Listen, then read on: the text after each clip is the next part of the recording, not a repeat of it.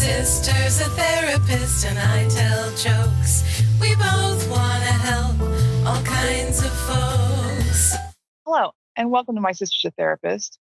This is a podcast that I, Virginia Jones, a comedian, have with my sister, Laura Ryan, who's a therapist. Hello, I'm Laura Ryan. I'm a licensed marriage and family therapist. This episode, this topic comes to us from a listener. Wow. And I thought it was super interesting and fun.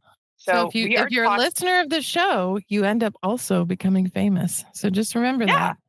And you can, this person contacted me directly, but you can also write us at hello@mysistersatherapist.com. Or if you want to hire us, you can write us at hireus@mysistersatherapist.com. So this topic is fun neurodivergence, largely about internal monologue. Cool. On TikTok a couple years ago, the topic came up that not everybody has an internal monologue. Yes, I saw this and I remember thinking, can that be real? Right. And so apparently a lot of people don't. 30 to 50% of people have an internal monologue. So, but the people who have it can't imagine not having it. And the people who don't have it don't know, but they don't know what they're missing is what's happening. They don't know what they're missing. So it can be called self-talk. It doesn't have to be negative, although that does present. It can include inner speech, hearing your voice in your head while reading, which I 100% do. And my first thought was, how do people without an inner monologue read? Right. How do they learn to read? Because that's how I learned, but was listening to the voice inside my head read the information. But, people learn in all kinds of different ways. And it is learning. We'll talk about it in a minute. So rehearsing conversations in your head, replaying fights. Mine is a lot of the time a to-do list. Same. Right. And I'm not just thinking I'm walking and here's a step that I'm taking, but I'm after this, I need to record with my sister. And then I have an appointment with Lee. And then she's got plans with Allison. These are just how I make sense of things. Right. It's how you order things in your mind. The question comes up, is having an inner monologue a sign of intelligence? And it isn't in a way. If someone has more developed verbal skills, they are more likely to have a wordier inner voice than someone with less language development. This is interesting. Deaf people experience the inner voice visually. Oh, that's cool. So they don't hear the voice, but they might see hand signs or see lip movement. Oh, that's amazing. So a deaf person says, I see the hands aren't usually connected to anything. Once in a while I see a face, but if he needs to remind himself to buy milk, he signs the word milk in his brain. But it kind of makes sense because it's about language. And so the language that you use primarily is going to be your inner voice language. That's it. That's really cool. What are the hallmarks of your inner voice? What do you hear yourself? We talked about reading. My inner voice is so strong that it often becomes an outer voice. Right. Especially in restaurants.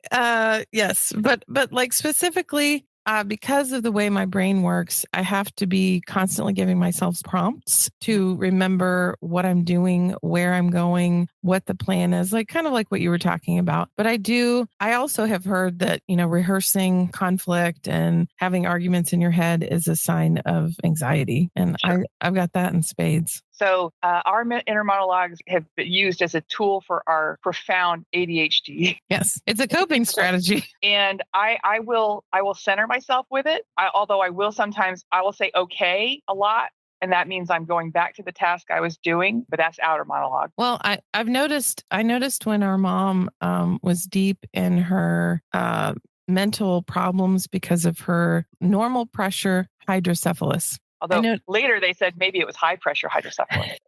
That's an important detail. Well, it just made me laugh because my mother's like, well, he said it's normal. I'm like, no, he doesn't. He didn't say it's normal. There's nothing normal. It means your brain's not going to explode. Right. But when she was having that. So when she was deep in the hydrocephalus, I noticed my Ring camera, records everybody who comes to the door. And so she used to use my washer and dryer. And I heard her just trying to come in the door. And she was saying, of course I can do this. Why wouldn't I be able to do this? Yes, I can do this. Her own inner cheerleader. Of course, anyone can do this. And so I started kind of doing it myself as a sort of a little bit of mockery. But now I find myself doing it all the time. I go, I can do this. I can do this. So I can brush my teeth. So what Laura's talking about is there was a time a couple of years ago where my mom had a buildup of water in her brain, and it meant that she had no memory, no short term, very little long term. So it sounds like she was really using her inner outer voice to confirm. Just cope with life. Yeah. Like she was trying to, and I remember you saying, when you were staying with her, because there was a period where she really needed like 24-hour care. And so Virginia was staying with her and overheard some of this. I was staying with her and I was kind of on guard 24 hours a day because if she needed to get up in the night, I wanted to be there and encourage her to use her walker and other stuff. So, because one of the other features of hydrocephalus is you fall all the time. But I would be dead asleep and I would just hear someone mumbling, "Of course I can. Of course I can do this. I can do this." Why wouldn't I be able to do this? Anyone can do this. And like just the fact that I knew she wasn't a murderer was like a little helpful, but like, is this just someone with like poor self-esteem who wants to kill me? When I am in time, especially like performance anxiety, which I don't usually get, but if it's a particularly big show or it's at high pressure for some reason, I will say to myself, who can do this if not me? Who's better prepared to do this than me? Oh, my latest one has been, if a boy can do this, why can't I do this? Oh, that's a great one. One thing that I also have always enjoyed is talking to myself. And I recently had someone move out of my house and then someone move in. And there was like a week in between.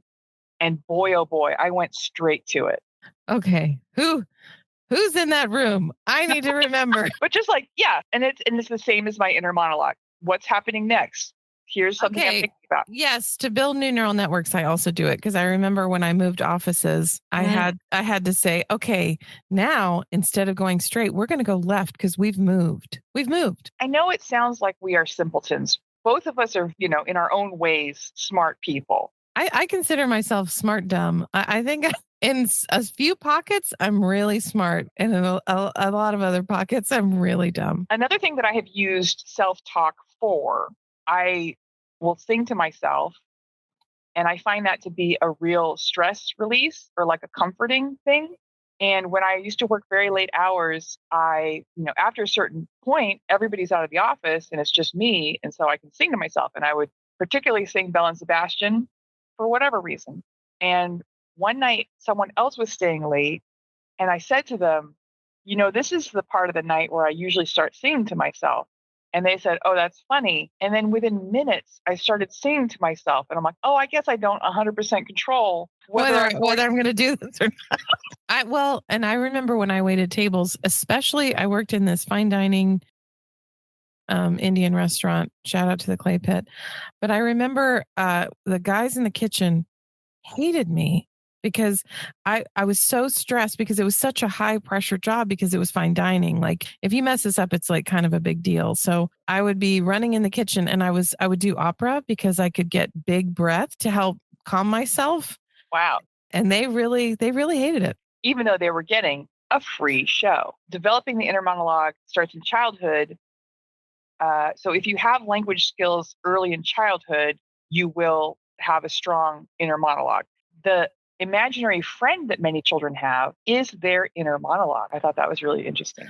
Let me also, let's circle back to mom real quick because in case anyone's listening, we sort of left people on a cliff edge. My mom did have hydrocephalus, and we ended up about a year ago actually putting in a shunt in her brain. And so her brain is draining well. She is back to normal functioning and she is not falling all the time and she remembers things. Everybody who knows me knows that this is like a miracle of my life that my mom came back and is doing better than she has in years. And like, if I talk about it for long enough, I will cry, but it's amazing. It is amazing. Shout out to Bob Buchanan. What's up, Bob? Dr. Bob, DB. A friend of mine had a baby and a friend of yours had a baby. Our friends be having babies. And my friend is teaching her baby sign language, which I didn't understand what it was for. I knew that it was something people would do, but like they'll also teach their babies Spanish or like whatever. Because like when you're a baby, it's time to put stuff in there. Like you're just a sponge. But I worked recently at a festival. I had a sign language interpreter, which was cool. And I was talking to her about it. And she said, well, it's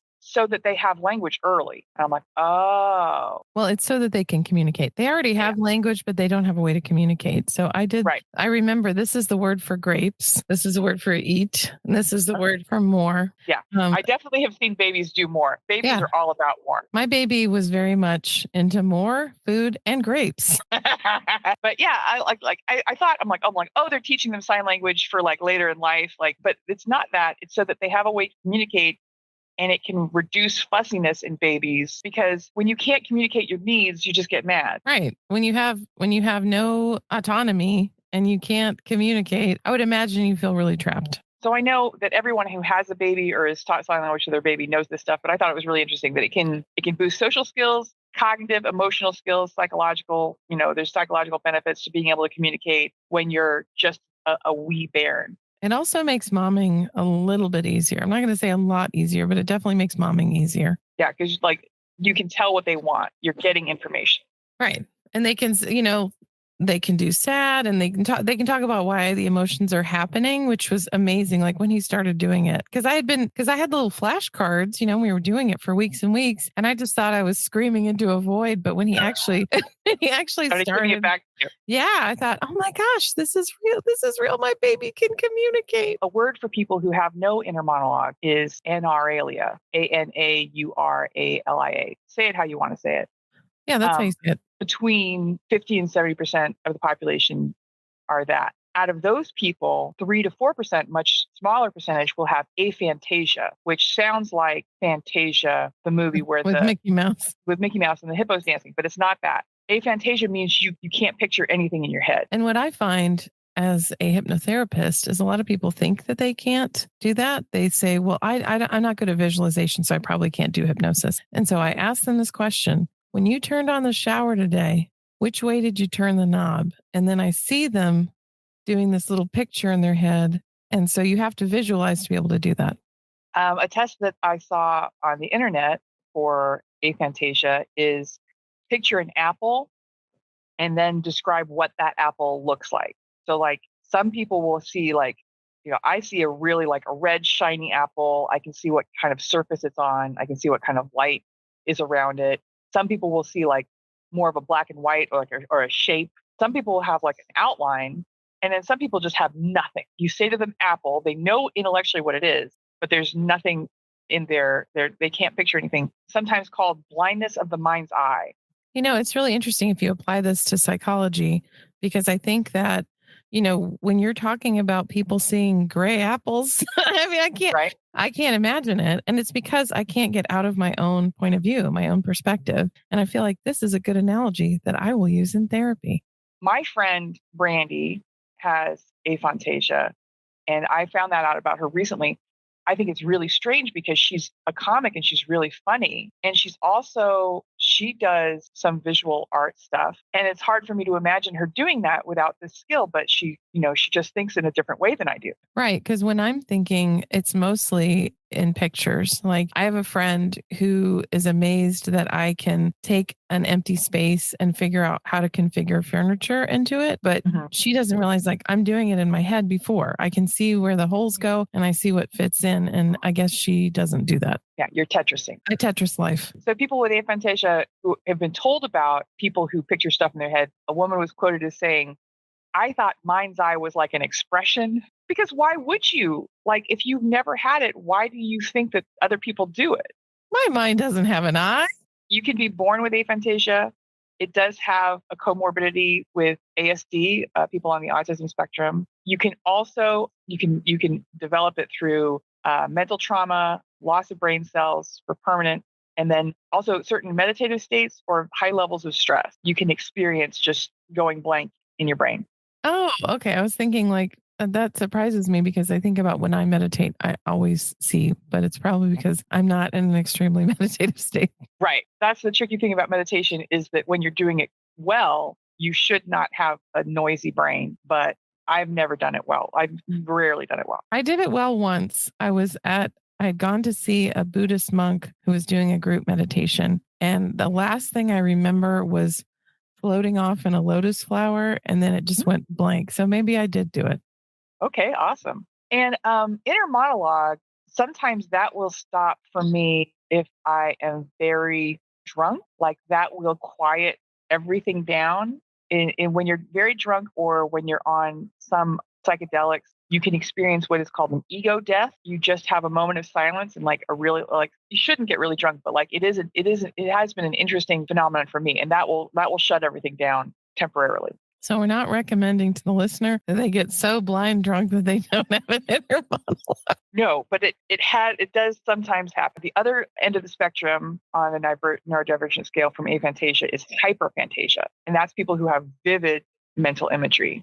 An interesting thing is that people with aphantasia sometimes have trouble with, especially autobiographical memory, have trouble remembering things that happen because they don't picture faces or events. People with hyperphantasia sometimes have incredible memories. And like when they talk about photographic memory, I think that's what this is. Yeah, I think so too. I remember watching a documentary about a woman. I think she had hyperphantasia, but what she experienced was her husband had been dead for 20 years, but every year on the anniversary of his death, she re-experienced it completely because it didn't ever fade. It was just always there. Vivid imagery has also been correlated to mood disorders, anxiety, major depressive disorder, bipolar. Having hyperphantasia may exacerbate those symptoms, having like ruminating thoughts and acting as an emotional amplifier, which is I think what you're talking about, that you picture a traumatic thing over and over again, and it doesn't get any better. Well, it doesn't get any weaker, I guess, because I think in normal, I hesitate to use the word normal, but in neurotypical memory, right. You have the memory, and then as time goes on, you can still remember the things, but they literally do fade. Like I'm trying to think of an old memory, and it's more faded than something that just happened. But for her, it never faded. It was always as if it was happening right now. Another theory is that hyperphantasia may be a trait marker for schizophrenia. They're both associated with the visual cortex. There's also a huge connection, and this will surprise no one, between hyperphantasia and synaesthesia. So talking about what synaesthesia is, do you want to talk about that? Sure. Synaesthesia is when you can taste colors. If I say your name, it tastes like something, or it smells like something, or it looks like something. It's not just a word. There's some evidence that everyone has synaesthesia when they're babies and that it's part of development, but only 4% of people have it in adult life. Yeah, there's because all roads lead to TikTok, there's a guy on TikTok who will tell you what your name tastes like. Right. So it's people who hear music and they associate it with colors, people who associate numbers with colors or letters. It's like a bleeding over between two senses. Right. The neurons are too close to each other. And synesthesia does seem to run in families. People with synesthesia seem to have more connections between different brain areas. Now, I hate to talk about drugs again. One of the aspects of psychedelics is it drops the barriers between the areas of your brain. So you will experience, I think most people experience some level of synesthesia or some amount of like, oh, I can really taste this song. And you're making also very different like mental connections that may not make sense in like the straight world. And it's because the walls between parts of your brain have temporarily lowered. Caved in. Synesthesia, people who are synesthetic have often better memory abilities relating to the form of synesthesia they have. They tend to score higher on intelligence tests, and they tend to be very creative. People who have sound color synesthesia include Miss Beyonce and then Mary J. Blige. Well, that tracks. Billy Joel is also on the list, but I don't like to think good things about Billy Joel. Are you serious? Yeah. You don't like the Piano Man? What's your problem? So hyperphantasia is also a lot of creatives. People who are hyperphantasia. 1 second. You don't like Allentown? Of course I like Allentown. What are you talking about? I'm talking smack about Billy Joel. I think that my apathy towards Billy Joel is a response to the extreme affinity that all of the East Coast have. So you don't like people from the East Coast? Especially like they talk about Billy Joel like other people talk about T Swift, and I don't. Well, you have to be proud. Yeah, it's house proud right there. It's like, right, hey, he's from the same crappy place I'm from. So, and he was famous and was successful. So that must mean I will be too. In California, this phenomenon relates to people really like bands like Blige the Red Hot Chili Peppers, Oingo Boingo, which I like Oingo Boingo, but I've never experienced anyone liking Oingo Boingo like Southern California goth. So yes, I experienced this when I went to visit you. Long Beach. Okay. When I went to Long Beach with you, I remember we walked into a bar and I thought, did this bar like time travel to 1993? What is happening right now? And I remember we were in your patio outside and someone was playing music from, God, it was like a one-hit wonder from the 90s. And I was like, why is this still here? Why is this happening here? California bands. I can recognize Santeria from the first two notes. And I will. It works sometimes. Someone runs, like we have a speaker and someone runs music through the speaker. And one day, like I heard it and I'm like, no, turn it off. I'm just going to go ahead and list for 1 second. Moving Out. You hate Moving Out. You hate A Matter of Trust. You hate New York State of Mind. You hate She's Always a Woman. You hate Vienna. How can you say that? I don't have a like. You hate My Life. You hate Pressure. What? Okay. I like Pressure because he was trying to be new wave, which I find hilarious. But he kind of nailed it. But that's the thing is Billy Joel is always just like glomming onto other musical, like, oh, now I'm going to do a doo-wop record. Now I'm going to do a new wave record. Yes. And he nails it every time. So good on him. Disagree. I like Pressure. I'm just going to go over the singles on The Stranger. Like that whole album is amazing. The Stranger is probably the best, I think, Billy Joel album. I like the one with my name in it, the Come On Virginia one. So here's all the Moving Out is track 1 on The Stranger. Okay. Just the Way You Are. Track 2. All right. Scenes from an Italian Restaurant. Vienna. Only the Good Die Young. She's Always a Woman. Get It Right the First Time. Everybody Has a Dream. And The Stranger. The good songs on The Stranger include Only the Good Die Young, which has my name. I didn't realize. Virginia. Yeah, Laura and I used to do a choreographed dance routine when we were maybe like 6 and 8 to Allentown. It was a hit amongst people who lived at whatever our address was at the time. In San Antonio. Amongst everybody in our house, it was the top dance routine of that time. It was the hit of the block, that dance routine. It was the hit of that block. Nobody could beat it. So yeah. So people with hyperphantasia are more likely to be in creative professions. It kind of like tracks that people who have a lot of visual stuff going on are going to be in the arts. Also, hyperphantasia may act as an emotional amplifier. So we talked about that in previous episodes, how musicians tend to be extremely emotional people, artists, to the point of mental illness. But people who have aphantasia, who can't picture anything, a couple surprising ones. Ed Catmull, who is the co-founder of Pixar, has no visual memory or thought. How does that work? Penn Jillette, which is interesting. Also, how does that work? You're doing magic tricks. Like when if I were a magician, which I'm not, I would imagine that I would have to visually look through the whole trick before I do it. Right. But his brain just doesn't work that way. His brain works other ways. And obviously he's a creative person. He can create stuff, but he doesn't do it with picturing stuff in his brain the way we do. And maybe it's more kinesthetic or auditory or something. Yeah. I bet it does have a lot more to do with the body for him in particular, based on nothing, based on my thoughts. Based on his haircut. And then a person I like, James Harkin, who is one of the podcasters on No Such Thing as a Fish, also has no mind's eye capacity. So people who have no inner monologue, they can call it unsymbolized thinking. You're thinking, but you're not using words, images. You might go through the motions of brushing your teeth without consciously envisioning it or telling yourself to brush your teeth. You and I can't understand this because it's how we learn. Can somebody write that down? Like, what is that? What is that even? Symbols? No symbols. People who don't have an inner monologue, and especially people who have aphantasia, there's no symbols, there's no nothing. Their thought just goes much more directly to what they do. They are thinking about it, but there's no visual processing or oral processing. I don't comprehend that.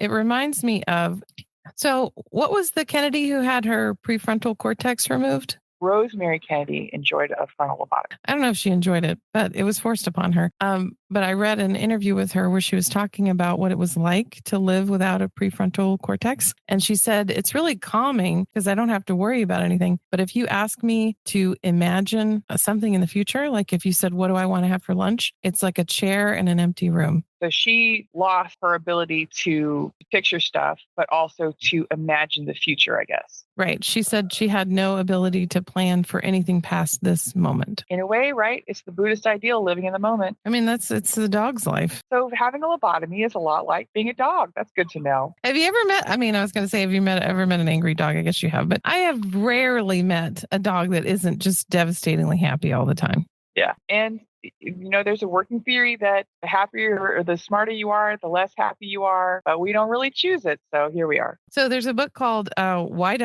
Zebras Don't Get Ulcers from Robert Sapolsky. And that's what he talks about. The fact that, if I'm a zebra, I'm living my best life. I'm just by the water. And then maybe a lion comes and murders one of my friends. But 10 minutes later, I'm back at the watering hole, don't remember what happened, and I'm chill. Wow, where's Gary? I guess Gary went somewhere. I can't remember. That's the peaceful mind, is the mind that's completely in the moment, enjoying what is happening in the moment, not worrying about what's happening in the future, not sad about what's happening in the past, just like whatever's happening now. And again, if something happens in the present, that stinks. You're going to experience that, but it's gone in a few minutes. Right. It's brief. So yeah, looking for that hashtag zebra life. Living like the dogs.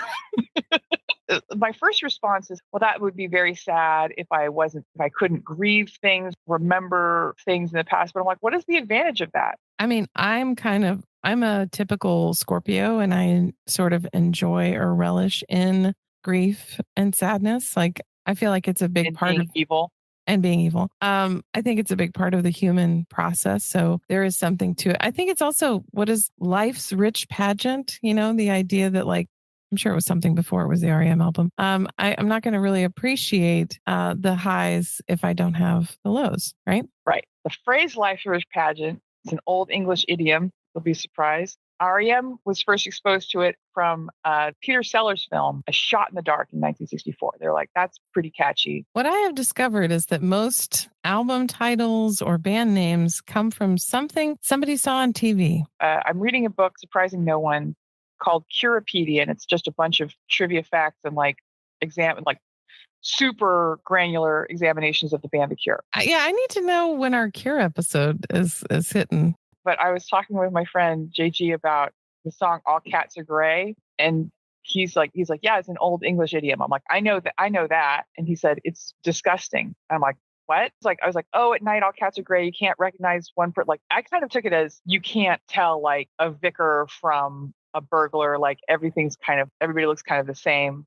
Right. And in fact, it's an expression about sex, and that you should have sex with an ugly woman because at night you can't see. Her private area looks the same as everyone else's Everything's private area. It's going to be just the same. So that's a disgusting thing that I learned, and now my listeners have to learn. What I have discovered is that most English phrases have a disgusting history because English people are much more body. They got that whole Shakespearean tradition. They got that whole Canterbury Tales steez. They've got that whole medieval life. Hashtag medieval life. Medieval life. We're wrapping up, Laura, but because we have a little bit of time, I will talk about some interesting self-talk. Okay. So on this topic, so you and I experience an inner monologue in our own voice, but that has not always happened. Like there's one lady, people who've experienced this singing or opera. And there was one lady I was reading about who experienced her inner monologue as a dialogue of two Italian people fighting. Well, that would certainly be much more colorful than what I have going on. And she was like, it is sometimes annoying, but they work stuff out for me. Like, and she was talking as if there were like these voices were two separate entities that were like battling stuff out for her. And then they would come up with a conclusion. She's like, oh, okay. It feels like she's in early stage dissociative identity disorder. Right. When you start referring to your inner dialogue as they. Might be working on some multiples. I do when it comes to music and song, I do hear it in the voice of the original recording. So if I'm trying to, like when I had music lessons, I would record my singing teacher singing. So then when I would, practice, I would hear her voice in my head. Another thing that I have used specifically visualization for is if I'm trying to memorize something, I will picture the words typed out in my head. And that helps me sometimes incorporate it. Laura, what are your last thoughts on this topic of people who have and haven't inner monologue, people who do and don't visualize things in their mind? I think it's just evidence of life's rich pageant, not just for REM anymore. But I think it's just evidence that like there is so much going on, under the hood, and we have no idea what other people are thinking or feeling or what the experience of something is like for others. But we work with this ridiculous assessment that we do. Right. We work with this idea that other people are exactly like me. They perceive things the way I perceive them. They're thinking about me, the things I'm thinking about myself. And that is not true. No. And I find this again so much in couples work. Like someone will say, well, you understand this. You know that this means that. And the other person is like, I have no idea what you're talking about. I mean, not to be too much snake eating its own tail, but you and I had a conflict this week on this topic. Yes. Because Laura was sending me cool art that she had made, and she felt that that was an implication that I knew that she wanted it to be on the episode when I upload it to the internet. And I was like, oh, this is cool art. I'll use that for promotion. Right. Yeah. I thought it was implicit that when I included it with my edit of the episode, that you should use it for the episode when you upload it to the site. But that was not clear. Now it's been said. And I know it. Now it's vaguely clear. I know. So but like, Virginia, but you were sure. You're like, no, you know that this means this. I'm like, I don't know anything. Well, exactly. And that's, again, this is the human condition. We all assume that our neighbor knows that when you cut your grass at this length, that's the correct length and you shouldn't do it any lower than that. Right. And the teller at the bank knows what I mean when I say break 100. But as David Letterman once said, when you assume, you make an ass out of Uma Thurman. I was going to say, I'm pretty sure David Letterman didn't say the original thing. So Virginia, in closing, what are your final thoughts on your topic? I learned a lot of interesting things. Like the most interesting thing to me is that what we talk about as children's imaginary friend is their inner voice, that children's inner voice is so strong that they... I think it's somebody else. And it makes sense. They would. And kids are dumb. Kids are dumb. They don't know anything. That's why they have to go to school. And that's why you can trick them. They're actually pretty easy to trick. Laura, do you have a listener review to share with us this week? I do. I have an Apple review, and I encourage all of our listeners to write an Apple review, and then I'll read it on here, and you'll be a star for a day. Okay, we have a review from Andrea0618! And it says, funny and insightful. I thoroughly enjoy every episode. The conversation between Laura and Virginia is entertaining and thought-provoking, hilarious and therapeutic all at the same time. Thanks, Andrea. So that's it for this week. Thank you so much for coming along. If you want to write us, as we said before, you can write us at hello@mysistersatherapist.com. And if you'd like to hire us to speak at your mental health conference, wellness event, women's retreat, educational seminar, corporate retreat, or workshop, hire us at mysistersatherapist.com. Laura, where can people find you on the internet if they want to do that? They can find me at lauraryan.org. They can go to our website, mysistersatherapist.com. And they can find me on TikTok. I am Laura Ryan. Or they can also follow us on Instagram, My Sister's a Therapist Instagram account. Virginia, where can people find you? I am at Badinia, BADINIA.com. That is my Insta. That is my TikTok. That is my everything. That is my alpha and omega. Please do follow me, especially on TikTok. I do a lot of stuff that has nothing to do with this. Excellent. And in closing, in the immortal words of Billy Ray Valentine, Capricorn, we can make it, baby. Me and you. Bye-bye. Bye.